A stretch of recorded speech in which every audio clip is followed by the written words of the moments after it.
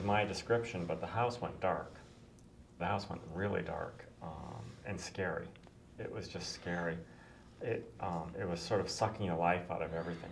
And it was interesting because my plants all started. I live in a house. It's a glass house facing south. I have the passive solar, and so it's all glass. My house is like a greenhouse. 120 degrees a window. Yeah, and so for 2 stories. So the plants grow like crazy there. I don't have any problem growing plants in that house. And at this particular time, all my plants started dying. And I was using grow lights and stuff, trying to keep everything alive, and everything was dying. Basically, I think I had one plant that survived it, a little lemon tree, which was stunted for about a year after that. I mean, it was a little tree, and it just stopped growing. It well, survived. and not just the plants. You described being, sinking into depression as well. I sank into depression at the time, yes. It was a very scary period. But there was something very dark in that house, and it was killing everything. And eventually it moved on, and I was okay, and my one plant that survived came back and is now thriving, but it stunted it for about a year. After that, it just sort of didn't do anything, which is kind of weird because everything grows like crazy in my house. But it was an interesting thing, and it moved on, and everything was fine. And recently, I don't know, it was several months ago. Yeah, you said earlier this year. It came back. I was very much aware of it. It came back into the house, and this time I was very quickly aware of it, and I didn't let it get to me.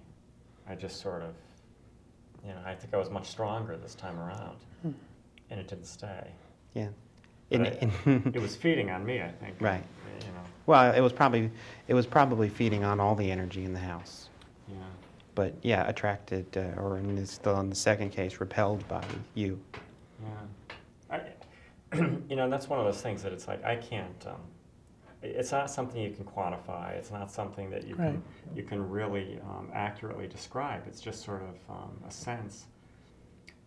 But the house, and that is how I describe it, that the house went dark. And it was just, it was scary.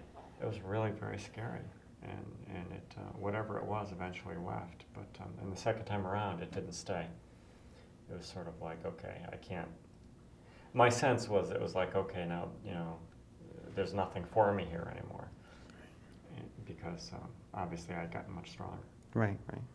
But that was a scary thing. But in general, I mean, I have my 2 ghosts that live in the house, and my shadow figure, and everybody's happy.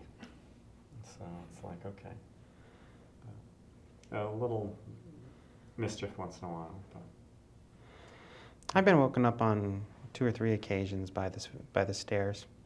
Yeah. Just assigning action to what it sounds like. It sounds like a kid running down the stairs. Her stairs are wood and they creak. And there's a certain amount of creaking that happens when the house settles and whatnot. Sure. There's a certain amount of creaking that happens after you walk up them as they spring back. But there's a different sound from them just creaking or springing back from when weight falls on them. Right. And there's like 9 steps and there's 9 sounds and it's all the steps sound like they're being hit, which you don't get with settling and such. And it's rapid succession. It's not an even pattern. It's very organic feeling. And it sounds like weight on the stairs. It sounds like someone's running down the stairs. Yeah. It's an interesting thing.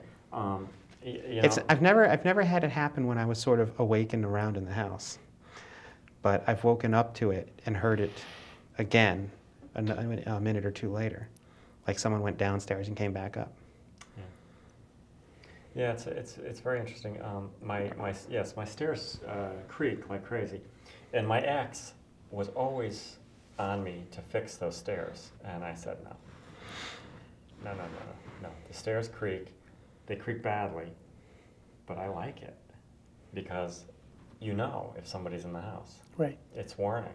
And it's interesting because I have, over the years, become very much attuned to the normal house noises, and the house creaks. It does. It makes all sorts of noises, but you become after a while very tuned into that. Yeah. And so you ignore the normal sounds. The HVAC or nuts bouncing off the roof or squirrels climbing on the outside. But it's when there's a sound that doesn't belong. Yeah. It's very apparent. And and so sometimes you'll get that kind of thing, and the sound of somebody sitting down in a wicker chair or the wicker love seat. Yeah, I haven't heard that one yet. But there's, it's one of those things. It's very, very real. Or occasionally my bed shaking. That sounds terrible. That's not, I know. Usually people like it when the earth moves. It's it's not Linda Blair stuff.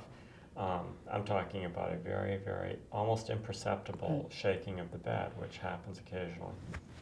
Which is, my sense is that it's mischievous, It's like, I describe it as the wake up shake. Yeah. Which is, Christmas morning, the kids are there, wake up, wake up. You're sleeping too long. What's the matter with you? It's interesting, but I'm perfectly happy with my ghosts. And that's strange, I know. Yeah, I like mine too. I mean, and there are things you can do to help things cross over and pass on, but mine are very full of positive energy, and I kind of like having them there. Yeah, and I don't claim to understand how any of it works. It's like, I just sort of accept it. Mm-hmm. I've seen enough and felt enough and heard enough over the years that I can't ignore it anymore and say it can't be true. I just accept it, and I'm happy with my ghosts, and everything's great. So, and God, I live in the middle of the woods. Somebody's got to keep me company. But, I thought the yellow eyes on the other side of the stone wall, no, huh? Yeah. Oh, the coyotes, yeah. Yeah, the coyotes are cool. They get going out there sometimes, and then every dog in the neighborhood starts barking, and it's a cacophony of howling out there. But we think your shadow figure likes watching movies with you. Yes, and I frequently do that. Because my TV is opposite of my glass wall and the deck, and my shadow figure tends to hang around outside, just on the other side of the couch, on the other side of my glass wall, which is facing the TV, and so sometimes I'll put movies in at night. Just let movies run, because I think my shadow figure watches the TV. I don't actually have TV, but I can watch movies. Right.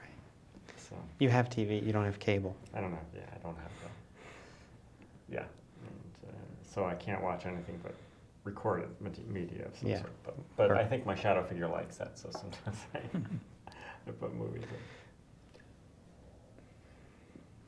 Anyway, we're going to run out of time here pretty quick. We're about out. 1 minute. 1 minute. Anyway, I hope everybody out there doesn't think I'm crazy. Well, I could be. No. You've had therapists and psychologists, psychiatrists sign off on the fact you're not. That's true. That's true. There's definitely a benefit to going through this process. Yeah. Professionals have told me I'm not crazy. I don't claim to understand any of this, but there's something there, and I'm not alone in seeing this stuff, and I'm not alone in feeling this stuff, and so it's all just very interesting. So New Year's resolution: love your ghosts. Love your ghosts. Yeah. Anyway, we're out of time, so everybody out there, have a happy New Year. And, have a safe New Year. Yeah, don't drink too much, and we will see you in the New Year. Wednesday nights at 8. Week. Yeah. Anyway, bye-bye.